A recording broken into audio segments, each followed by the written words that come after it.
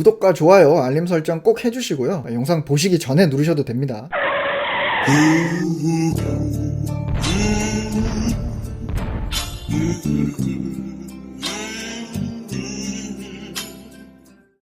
안녕하세요 여러분, 천정님입니다.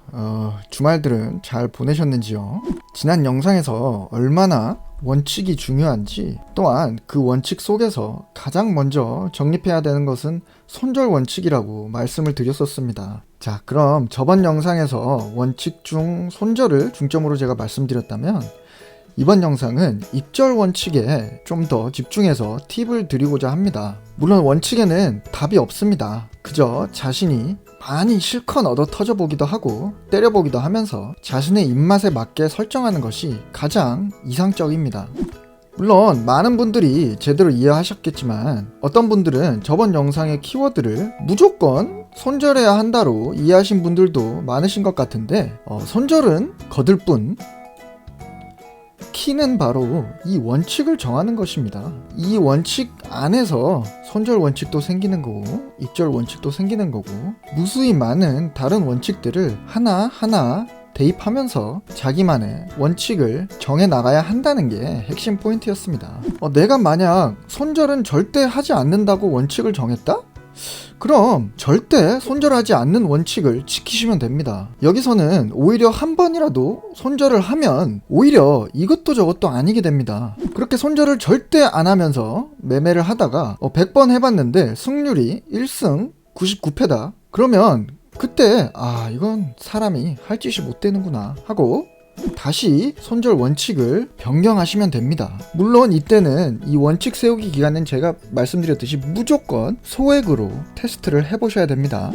그러시면 이처럼 원칙이 정해지면 그 원칙에 따라서 통계를 내볼 수 있고, 또 통계를 내고 승률을 계산한 다음에 그에 따라 대응할 수 있는 나만의 원칙, 내가 가장 좋아하는 원칙을 찾을 수 있는 그 길이 열린다는 게 바로 저번 영상과 이번 영상의 핵심입니다.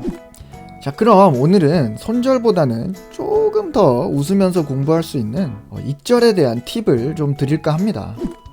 어디까지나 제가 깡통을 차보고 다시 멘탈을 잡고 있었던 그 시절, 그때 썼던 방법이고, 호불호는 분명히 있을 수 있으나 도저히 갈피를 못 잡으시겠는 분들은 한번 시도해 보실만 하시다고 저는 생각합니다. 그래서 제가 이 영상을 만든 거고요. 어디에나 완전한 정답은 없습니다. 자, 입절도 손절만큼 정말 힘들죠. 더 오를 거라 생각해 기다리다가, 근데 화투판에서 사람 바보 만드는 게 뭔지 아세요? 바로 희망. 본전까지 내려오고 거기서 더 내려가서 마이너스로 진입해도 손절까지 못 해버리면 이건 뭐 설상가상입니다. 따라서 만약 내가 매수하고 나서 주가가 이렇게 올랐다면, 내가 조금 욕심을 부리다가 이 입절 타이밍을 못 잡고 실수해서 다시 내려왔다 하더라도 본전 손절 원칙을 잡아 놓으시는 게 가장 좋습니다. 일단 한번 올라갔다가 내려왔기 때문에 당연히 본전에서 손절할 기회를 주겠죠. 이 입절 못했던 이 실수를 너무 안타까워하지 마세요. 나만 그렇게 놓치는 게 아닙니다.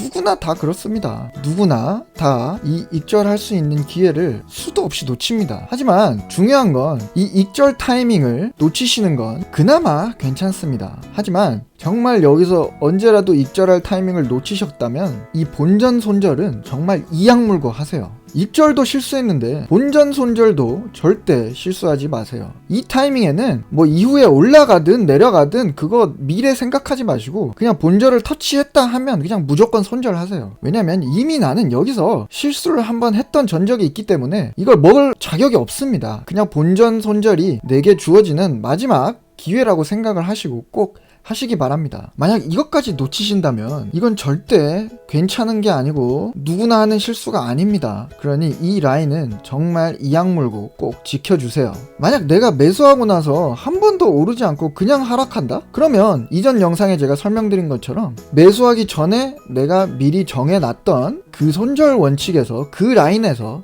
손절하시면 됩니다. 물론 이때는 본전 손절이 힘들겠죠. 왜냐면 내가 매수하고 나서 바로 떨어지기 시작했으니까. 하지만 다시 말씀드리지만 이렇게 올랐다가 떨어질 때는 무조건 본전 손절 기회를 한번 주기 때문에 이때는 꼭 터치만 하면 바로 하시기 바랍니다. 자, 익절에 대해 어찌해야 할지 아직 갈피를 좀 못 잡고 계신다면 제가 추천드리는 방법은 난 딴 돈에 반만 가져가. 바로 난 딴 돈에 반만 가져간다 원칙입니다. 편의상 고니 원칙이라고 부르겠습니다. 그냥 말만 들어도 대충 어떻게 하는지 감이 오시죠? 고니 원칙의 핵심은 일단 두 가지입니다. 첫째, 최고점은 독약이다. 최고점에서 팔려고 생각하시면 진짜 고수들 또는 세력들에게 너무 쉽게 다 읽혀서 이 바닥에서는 절대 살아남지 못합니다. 그렇게 판 돈 다 가져가려고 욕심부리다간 정마담처럼 결국엔 언젠가 멘탈이 돌아버리고 모든 것을 잃게 됩니다. 자, 욕심은 시작부터 버리고 시작하세요. 자, 최고점의 욕심은 내 평생 버리고 시작하세요. 둘째는 최고점을 기억한다입니다. 최고점을 노리지는 않되 최고점을 항상 기억하고 주시하고 있어야 됩니다. 이게 무슨 말이냐면 제가 말씀드린 이 최고점은 그날의 차트상의 최고점이 절대 아닙니다. 기준은 내가 매수한 이후에 도달하는 고점이 돼야 됩니다. 한마디로 내 매수 가격을 시작으로 그 다음에 오는 이 고점입니다. 무슨 말인지 이해가 가시나요? 그러면 지금 현재 가격이 1,000원이고 제가 이 현재 가격에서 매수를 했는데 조금씩 오르더니 이 1,050원에 도달을 했죠. 근데 아침 차트를 보니 1,100원을 한번 찍고 내려왔었네요. 이때 제가 말하는 매수 후 내 기준의 이 종목의 고점은 얼마인가요? 네, 바로 이 1,100원 고점이 아닌 이 1,050원이 제가 말하는 그 기억해야 하는 그 고점입니다. 내가 매수한 이후 도달한 최고점 기억하시길 바랍니다. 자, 일단 이렇게 매수를 하셨으면 손절 원칙만 정해 놓으시고 차트는 굳이 안 보셔도 됩니다. 차트를 보시면 오히려 내가 뭔가 전문가 코스프레하며 예측한답시고 마음이 굉장히 흔들릴 수도 있습니다. 자기만의 원칙 지키기 연습이 어느 정도 끝나신 후에 그때 가서 이때 매수 후에 차트까지 보시는 연습을 하시면 더욱 좋습니다. 물론 그때는 이 매수 전에도 차트 보시는 연습을 하시면 더욱 좋습니다. 자, 그럼 이제 고니 원칙의 예를 들어보겠습니다. 자, 종목을 선정합니다. 이 종목으로 본전 손절 플러스 만약 내가 사면 바로 사자마자 떨어졌을 때를 대비해서 그때의 마이너스 손절 라인 이 두 가지 손절 금액 설정을 미리 해놓습니다. 그 다음에 최소 만족 금액이라는 설정을 합니다. 이 최소 만족 금액이란 게 뭐냐면 이 정도 벌어가지고는 익절 기분도 안 나 라고 생각하는 그 심리적 기준을 넘는 금액입니다. 예를 들어서 내가 100만원어치를 샀는데 플러스 10,000원 정도 손익이 뜨고 있습니다. 근데 이 10,000원은 저한테 별 감흥이 없어요. 손익을 실현하나 마나 별 감흥이 없는 금액이어서 적어도 그래도 한 2만원은 돼야지 않겠어? 라고 자신이 생각이 든다면 최소 만족 금액을 2만원 또는 100만원이었다면 플러스 2%로 잡아놓는 것입니다. 자, 여기까지 원칙을 잡으셨다면 이제 매수를 하시면 됩니다. 매수를 하고 나서 이거 다 설정하시는 거 아니에요.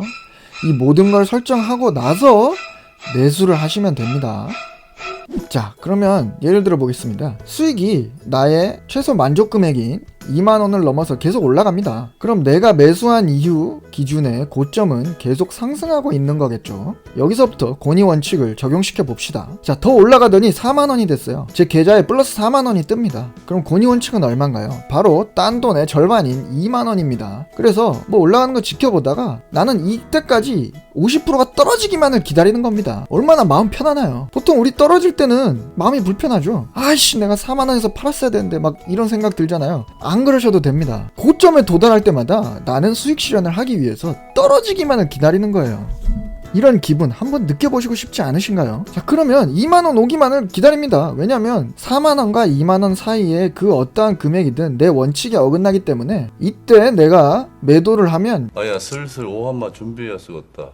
손목을 잘라야 됩니다. 그렇기 때문에 제 손목을 보존하기 위해서는 이 2만원까지 떨어지기를 두 손 모아 기다리는 거죠. 근데 만약 4만원에서 2만원 안 떨어지고 계속 10만원까지 갔어요. 그러면 이때는 얼마를 기다립니까? 네, 5만원까지 떨어지길 두 손 모아 기다립니다. 그리고 5만원이 되는 시점에 바로 칼같이 매도하시면 됩니다. 와, 30만원? 그러면 15만원까지 또 기다리시면 됩니다. 자, 여기서 가장 중요한 포인트는 수익을 극대화시키려는 것이 아닙니다.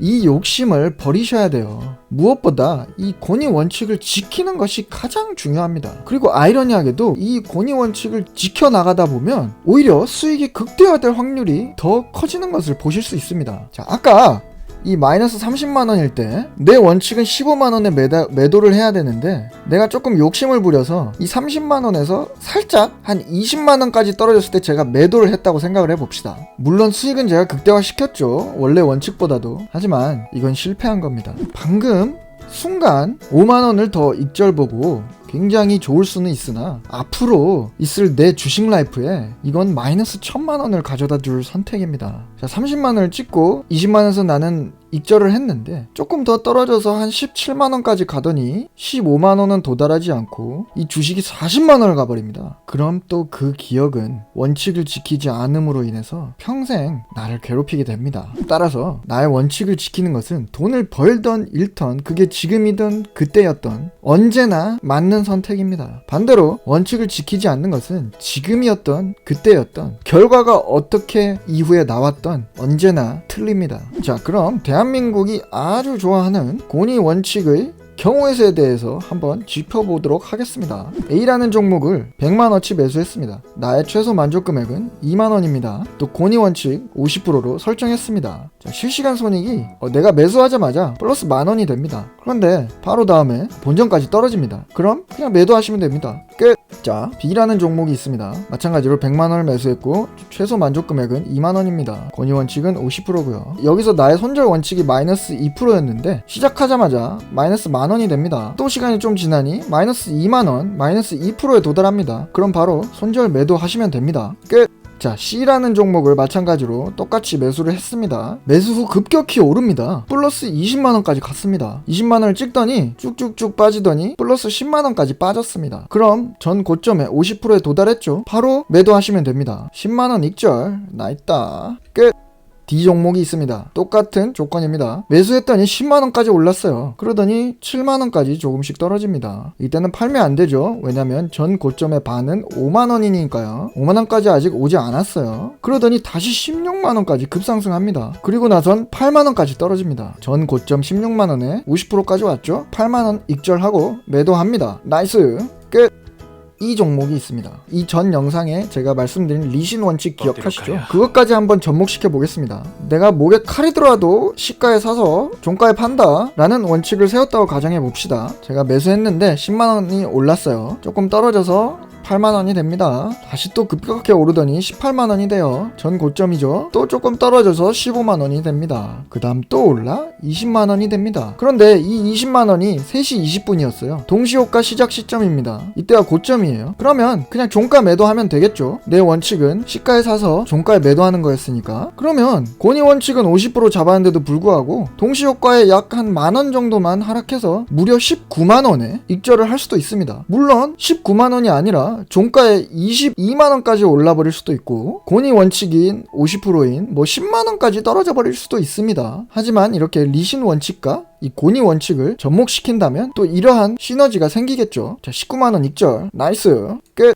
그럼 여기서 우리가 또 큰 물음표가 생깁니다. 딴 돈 반만이 아니고 한 80% 정도로 원칙을 잡으면 수익을 더 극대화할 수 있지 않을까? 하지만 이게 참 웃긴 게 딴 돈의 몇 프로로 내가 권위 원칙을 잡던 높게 잡는다고 수익이 더 극대화되질 않습니다. 이유가 뭘까요? 자, 그럼 한번 80%로 설정해 보겠습니다. F라는 종목이 있습니다. 100만원 매수했고 최소 만족 금액 2만원, 권위 원칙은 80%로 설정했습니다. 자, 샀는데 플러스 10만원까지 올랐어요. 조금 떨어집니다. 플러스 8만원 이 됐어요. 자, 권위 원칙이 80%이기 때문에 고점 대비 80% 원칙으로 바로 매도합니다. 8만원 익절 나이스. 자, 이번엔 끝이 아닙니다. 잠시 후 계속됩니다. 8만원에 저렇게 팔고 제가 주가를 조금 더 지켜봤습니다. 그랬더니 한번 권위 원칙을 적용했다고 다시 가정해보고 처음부터 봐보겠습니다. 자, 10만원 올랐죠.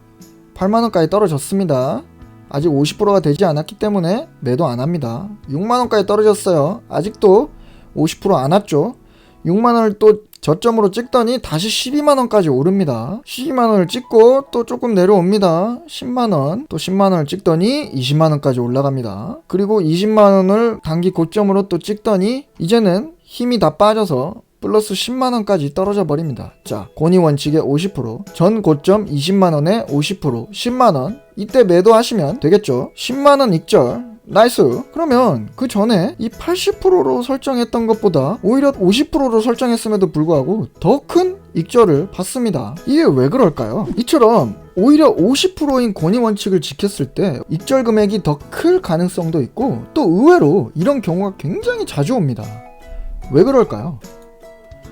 주가는 항상 이 N자형 차트를 만들면서 상승 조정, 상승 조정, 상승을 반복하기 때문입니다. 제가 그 당시 굳이 50%로 권위 원칙을 잡았던 이유는 뭐냐면, 일단 이렇게 제가 매수 후 단기 상승했던 구간의 최고점에서 50% 이상이 떨어진다면 대체적으로 이 종목은 이 고점을 다시 뚫고 상승할 확률이 적다는 통계를 그 당시에 계산해 봤었기 때문입니다. 그래서 이 권위 원칙의 결론을 말씀드리자면, 단기 고점을 찍은 이후 하락하더라도 약간의 조정을 받고 다시 상승하는 것이 보통 상승 종목들의 패턴이기 때문에 매수 후에 일단 자신의 최소 만족 금액과 이 손절 라인까지는 꼭 일단 지켜보시고 대응 준비를 하고 계시다가 이후 상승한다면 매수 후 나온 이 최고점, 여기서 내가 한 50% 정도까지는 하락할 때까지 내가 지켜보고 나서 결정을 해야 이 이후에 주가 움직임을 내가 봐도 이게 오르던 떨어지던 내가 후회가 좀 덜하고 내 멘탈이 무너지지 않더라, 이런 심리적인 안도감을 제가 찾았었기 때문에 저는 그렇게 설정했던 겁니다. 이 주식의 모든 것은 물론 기술적인 기준 뭐 여러 가지가 기준을 자기가 잡을 수 있겠지만, 결국에 돈을 잃지 않고 결국에 롱런 하려면 모든 기준은 자신의 심리적 안도감을 기준으로 잡는 것이 가장 좋습니다. 내가 전 재산을 다 잃어도 나는 마냥 그냥 웃으면서 아무 걱정 없이 살 수 있다면 손절 안 하셔도 됩니다. 결국 우리가 인생을 왜 사나요? 행복하려고 사는 거 아닌가요? 근데 그게 나의 불행이 아니라면, 그조차도 나에게 행복을 가져다 준다면 그걸 기준으로 설정하시면 됩니다. 따라서 제가 썼던 이 권위 원칙을 무조건 따라하지 않으셔도 됩니다. 일단 먼저 최소 만족 금액과 손절 라인을 주시 후 대응하시고, 그 다음에 상승하면 최고점 대비 50% 하락 시 매도. 이게 저의 뭐 권위 원칙이긴 한데, 이 구간을 뭐 10%에서 90%까지 어떻게든 자신이 원하는 대로 익절 라인을 잡으셔도 됩니다. 단 중요한 것은 절대 단기 고점 대비 100%, 즉 고점에서 이것을 판다는 것은 애초에 불가능하다고 생각하시고, 만약 운 좋게 가능했다 하더라도 그것은 독이 든 성배라고 생각하시고 접근하셔야 되며, 어느 정도 퍼센티지를 잡으셨던 간에 꼭 원칙을 무조건 지키시길 바랍니다. 그렇게 딱 원칙을 정하시고 계속 테스트 하시다 보면 자기가 가장 심리적으로 후회하지 않을 만한 최고점 대비 익절할 권위 원칙 퍼센티지를 설정할 수 있는 날이 옵니다. 저도 그렇게 이리저리 그냥 치어보고 연습하고 통계를 내보다가 저에게 다가온 그날에 저는 그 권위 원칙을 단지 제 심리적 안도감을 기준으로 하여 약 50%로 설정을 했을 뿐입니다. 자, 여러분의 권위 원칙은 몇 프로로 설정을 하실 건가요? 이 영상을 보시고 내가 한번 테스트를 해봐야겠다 하고 싶으신 분은 나만의 권위 원칙을 몇 프로로 하실지 한번 댓글로 남겨줘 보세요. 오늘은 손절 다음으로 여러분들이 힘들어하시는 익절에 관한 팁을 드리기 위해 영상을 만들어 봤는데요. 익절은 손절보다 조금 더 옵션이 많은 것을 느끼셨을 겁니다. 이유는 간단합니다. 1%든 30%든 익절은 익절입니다. 내가 돈을 벌었습니다. 얼마의 익절을 하셨건 최고의 성공으로 받아들이시길 바랍니다. 익절은 이 색깔에 집착하셔야지 금액의 숫자에 너무 집착하시면 안 됩니다. 자, 하지만 손절은 반대입니다. 손절은 이 숫자에 집착하셔야지 절대 이 색깔에 집착하시면 안 됩니다. 마이너스 1%든 마이너스 30%든 같은 색깔이라고 그냥 자포자기 하시며 바라만 보고 계시면 절대 안 됩니다. 마이너스 1%는 손절이지만 마이너스 30%는 손절이 아닙니다. 그냥 망한 겁니다. 손절은 내 원칙에 도달했을 때 빨리 하면 하실수록 가장 좋습니다. 제가 먼저 보여드린 원칙 정하기의 손절편에 이어서 제가 좀 최대한 빠르게 익절편까지 보여드려야 여러분들이 좀 시너지 효과를 보실 것 같아서 이번에도 비슷한 형식의 영상으로 익절편을 보여드렸는데요. 도움이 되셨으면 좋겠습니다. 그리고 우리가 정말 세상 가장 힘들어하는, 또 많이 우리를 좌절하게 만드는 이 손절과 익절에 대해서 설명을 드렸는데요. 손절과 익절편을 마무리하면서 우리가 너무나 괴롭힘도 많이 당하고 자괴감도 많이 들고 부끄러움도 많이 들고 여러 가지 정말 인생의 쓴맛, 또 인생에서 별로 경험할 필요가 없을 것 같은 그런 불행을 겪게끔 하는 이 바로 손절과 익절인데요. 그래서 여러분들 또 세상 모든 개미들을 위해서 제가 좀 드리고 싶은 말씀을 마지막으로 몇 자 적어봤습니다. 꼭 조금이나마 보시고 위로가 되시길 바랍니다. 개미는 기계가 아닙니다. 실수를 밥 먹듯이 하고 밥 먹듯이 멘탈이 부서집니다.